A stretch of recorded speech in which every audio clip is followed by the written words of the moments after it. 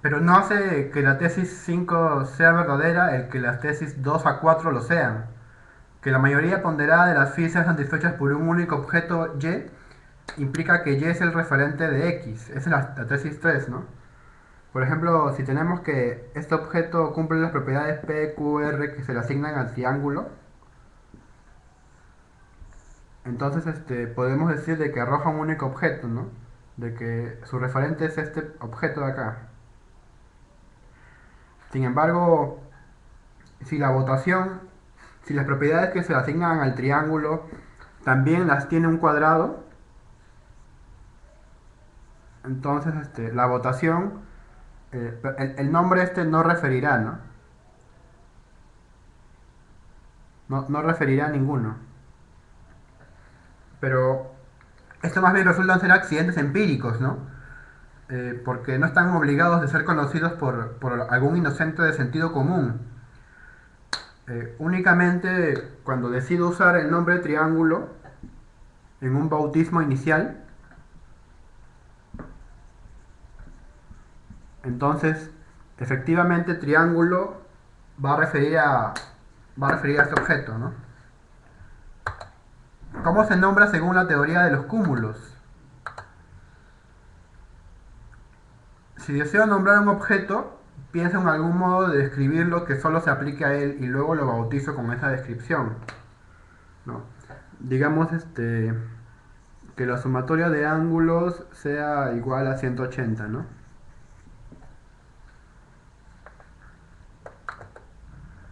Entonces digo que si este objeto, si esta descripción nada más refiere a él y yo lo he determinado así, entonces hay una referencia, ¿no? Hacia ese objeto. Por ejemplo, Cicerón, ¿no? Denunció a Catilina, podemos decir eso. Éspero es el cuerpo celeste que estaba por allá en el poniente, ¿no? O Jack el Destripador, como designando al asesino que todos conocemos. El problema es que estas podrían ser excepciones. Ahora discutamos la tesis 2. Eh, B cree que una de las propiedades o algunas tomadas en conjunto selecciona únicamente un individuo, ¿no? Digamos que de las propiedades P, Q, R, él cree que toda esta refiere a un objeto X, ¿no?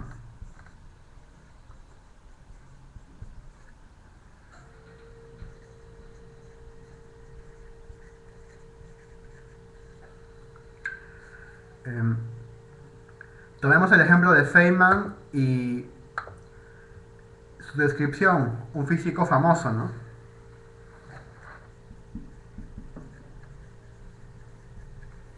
Y aquí podemos poner, bueno, que es un físico famoso, ¿no?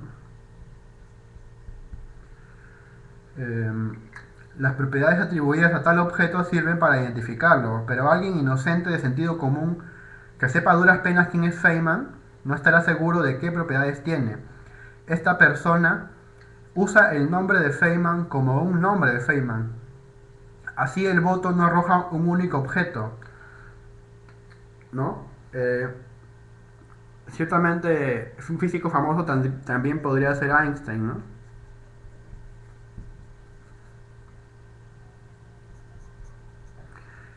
Y cuando no arroja un único objeto, entonces no refiere. Supongamos que Cicerón fue el primer hombre que denunció a Catilina. Esta descripción contiene el nombre Catilina, la cual especificaremos con cuidado a fin de no caer en circularidad, ¿no? Digamos que Cicerón fue el que denunció a Catilina. Tomando en cuenta que Einstein fue el hombre que descubrió la teoría de la relatividad, los que no sepan nada acerca de los contenidos de su teoría no deberían contestar la teoría de Einstein si quisieran responder qué es la teoría de la relatividad. Esto sería circular. Por estas razones, la tesis 2 podría ser falsa. Por ejemplo, este nombre tendríamos que especificarlo, ¿no? para saber a qué nos referimos. La referencia de algo que existe está libre de determinación. Ni siquiera podemos designar a un objeto a través de sus hazañas, ¿no? Si decimos que el referente de lo que hizo Cicerón lo podemos ver en una enciclopedia, esto no demuestra nada, ¿no? La referencia puede funcionar aún así esto no exista. No se puede mejorar esta teoría cambiando las condiciones phi por otras distintas de aquellas asociadas por los filósofos a los nombres.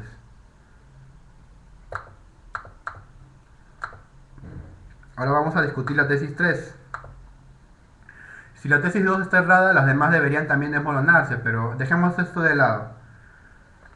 Solo puedes saber quién es alguien y así saber la referencia del nombre que usas, suministrando algunas propiedades únicas.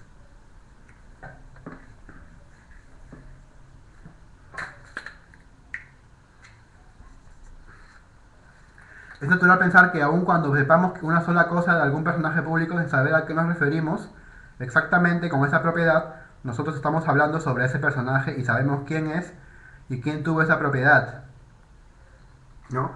Digamos que hablemos, por ejemplo, de Alejandro Magno, ¿no? Quien fue, digamos, el discípulo de Aristóteles, ¿no? Aún así yo no sepa quién es Aristóteles, puedo seguir usando el nombre de Alejandro Magno. O aunque no sepa ni siquiera si fue el discípulo de alguien, yo sigo usando el nombre de Alejandro Magno. ¿Qué podemos decir si suponemos que la mayor parte de los phis de hecho resultan satisfechas por un único objeto? ¿Ese objeto será el referente de X? Podemos poner un ejemplo, ¿no? Eh, por ejemplo, que Gödel no hubiera sido quien descubrió la incompletud de la aritmética, sino otro. Sin embargo, hay casos más verdaderos. Por ejemplo, la disputa de Shakespeare-Bacon, ¿no? Se dice que Shakespeare copió los libros de Bacon.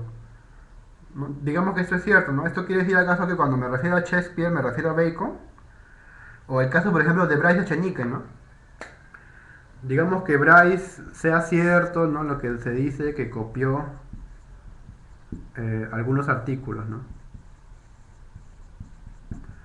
Entonces, el artículo, digamos,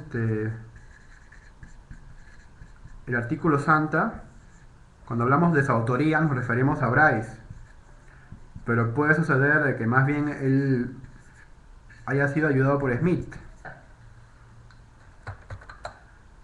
¿no?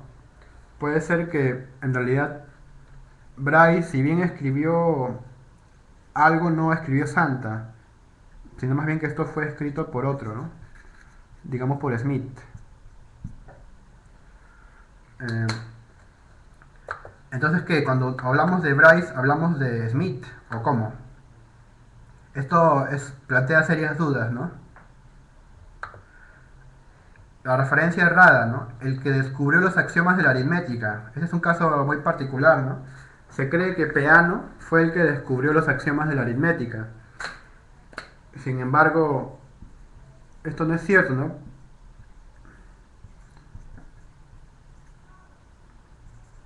El que descubrió los axiomas de la aritmética fue Dedekind.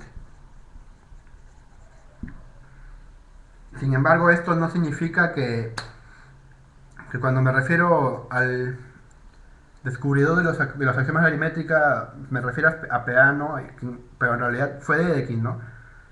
O sea que refiriéndome a Peano podría referir a Dedekind, ¿no? Y esto es bastante desubicado, ¿no? La referencia no depende de que el objeto designado satisfaga o no ciertas propiedades.